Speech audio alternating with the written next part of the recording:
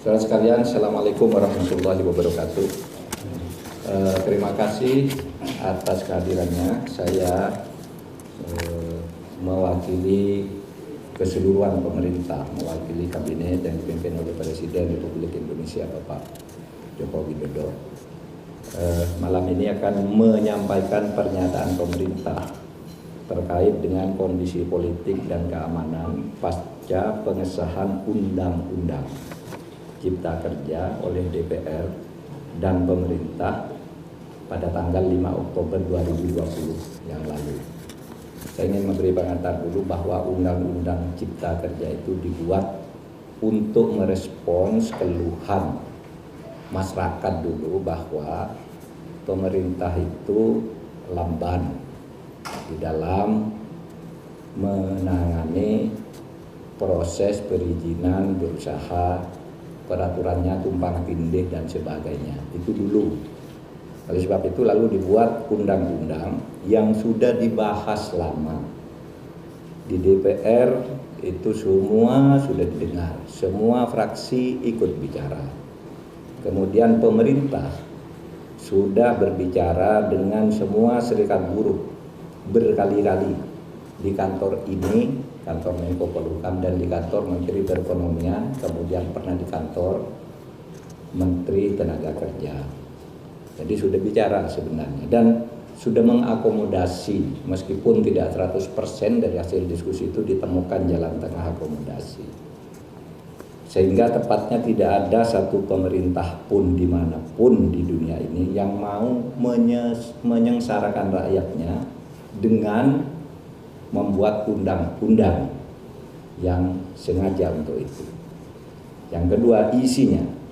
Isi dari Undang-Undang Cipta Kerja ini pertama untuk mempermudah perizinan bagi usaha sehingga tidak birokratis dan tidak tumpang tindih, mempermudah perizinan siapapun yang mau berusaha dalam negeri maupun luar negeri. Yang kedua, menyediakan peluang untuk menampung tenaga kerja yang jumlahnya setiap tahun itu 3,5 juta.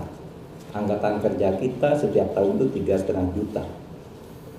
Dengan 82% tingkat pendidikannya di bawah SMP, sehingga tidak adaptif sebenarnya, belum siap untuk bekerja di bawah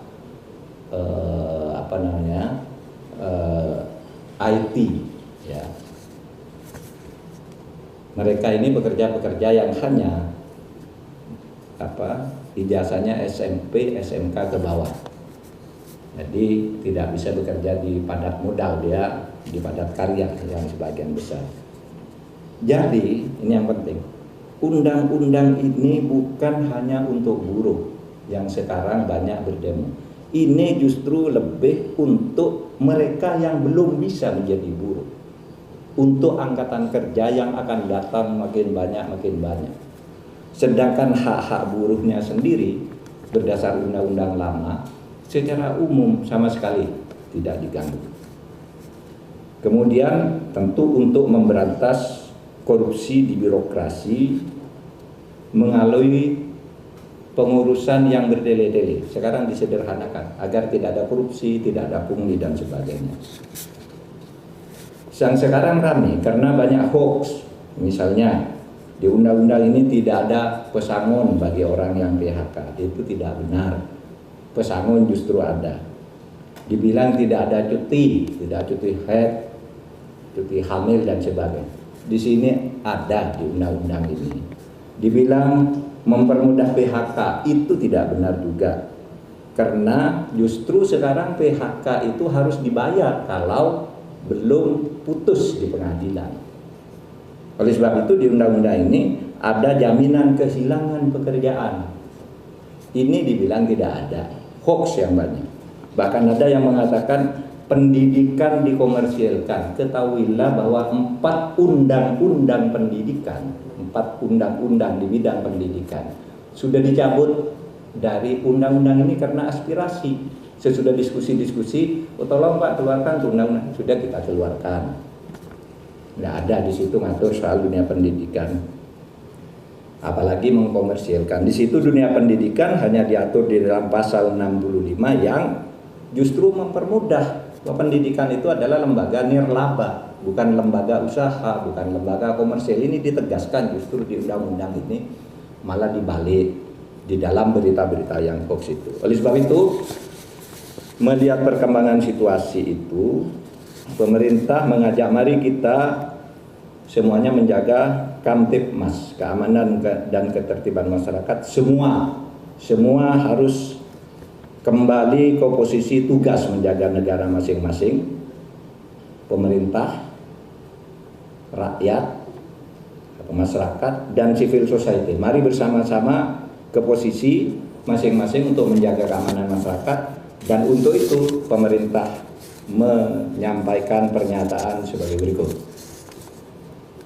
Pernyataan pemerintah terkait dengan kondisi politik dan keamanan pasca pengesahan Undang-Undang Cipta Kerja oleh DPR dan pemerintah pada tanggal 5 Oktober 2020 yang lalu.